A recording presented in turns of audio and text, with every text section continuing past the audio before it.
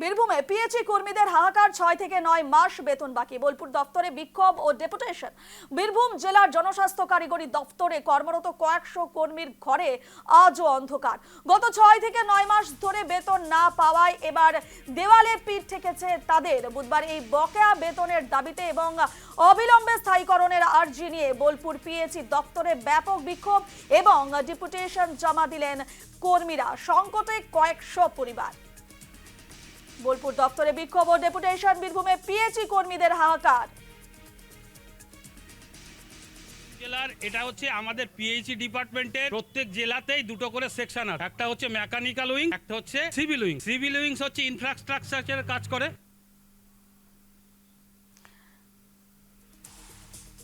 এই নিয়ে বিস্তারিত জানবো। সরাসরি রয়েছেন আমাদের প্রতিনিধি শুভদীপ, রয়েছেন আমাদের সঙ্গে। শুভদীপ, বীরভূমে পিএইচই কর্মীদের একেবারে হাহাকার, যে খবর উঠে আসছে এই মুহূর্তে 6 থেকে 9 মাস বেতন বাকি, এছাড়া কি কি অভিযোগ রয়েছে তাদের?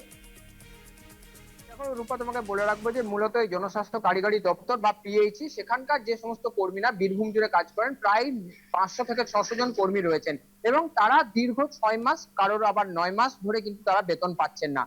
তার ফলে কিন্তু তাদের চরম আর্থিক সংকটের মধ্যে পড়তে হচ্ছে। সংসার চালানোর খরচা ওঠাতে পারছেন না, সঙ্গে সঙ্গে আর্থিক সমস্ত বিষয়গুলিতে তারা একদমই কিন্তু তাদের দেওয়ালে পিঠ ঠেকে গিয়েছে। সে কারণে এদিন তারা কিন্তু ব্যাপক বিক্ষোভ দেখান বোলপুরের শ্রীনিকেতনে যে তাদের দপ্তর রয়েছে সেখানে এসে, এবং তাদের একটাই দাবি, ন্যায্য দাবি, সেটাই একদমই যে তাদের বেতন কেন এতদিন ধরে বকেয়া রাখা হচ্ছে, কেন তাদেরকে সময় মতো বেতন দেওয়া হচ্ছে না, তারা যখন কাজ করছেন তখন কাজের পারিশ্রমিক কেন তাদের আটকে রাখা হচ্ছে, সেই নিয়ে কিন্তু তারা ব্যাপক বিক্ষোভ দেখান। এবং তাদের তরফ থেকে বলা হচ্ছে যে এই যে সংস্থা অর্থাৎ জনস্বাস্থ্য কারিগরি দপ্তর, তা দীর্ঘদিন আগে বেসরকারীকরণ করা হয়ে গেছে।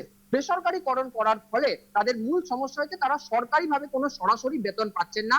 এজেন্সির মাধ্যমে তাদের নিযুক্তিকরণ এবং তার সঙ্গে সঙ্গে এজেন্সির মাধ্যমে তাদেরকে কিন্তু এই বেতন দেওয়া হয়। সেই জায়গাতে কিন্তু বাগড়া দেখা দিয়েছে এবং যে কারণে কিন্তু এই এজেন্সিগুলি অর্থাৎ বেসরকারি যে সংস্থাগুলির অধীনে এই কর্মীরা কাজ করছেন, তারা অর্থাৎ এই বেসরকারি সংস্থাগুলি কিন্তু বেতন দিচ্ছে না এবং বেতনের জায়গায় তাদেরকে বলা হচ্ছে কয়েক মাস পরে দেওয়া হবে, পরবর্তীতে দেওয়া হবে।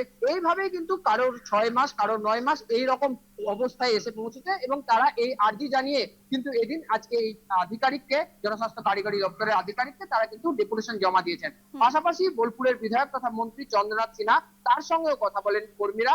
চন্দ্রনাথ সিনহা ইতিমধ্যে জানিয়েছেন তিনি বিষয়টি অবশ্যই খতিয়ে দেখছেন এবং যে সমস্যা হয়েছে এই কর্মীদের তা মিটিয়ে দেওয়ার চেষ্টা করা হবে। তবে সব মিলিয়ে বলা যেতে পারে যে কেন এই গাফিলতি বা কেন এই ঢিলেমি, বেতন কেন দেওয়া হচ্ছে না, সেই বিষয়টা কিন্তু স্পষ্ট করেনি সংস্থা বা কারিগরি জনস্বাস্থ্য কারিগরি দপ্তরের কেউই। তার ফলে কিন্তু এখনো যে সমস্যার জন্য ডেপুটেশন দেওয়া বা যে সমস্যার জন্য আজকে বিক্ষোভ দেখালেন, সেই সমস্যা কিন্তু আদৌ কি আগামীতে মিটবে, সেটা কিন্তু এখনো প্রশ্নচিহ্নের মধ্যেই থেকে গেল। রূপা। বেশ, শুভদীপ, ধন্যবাদ।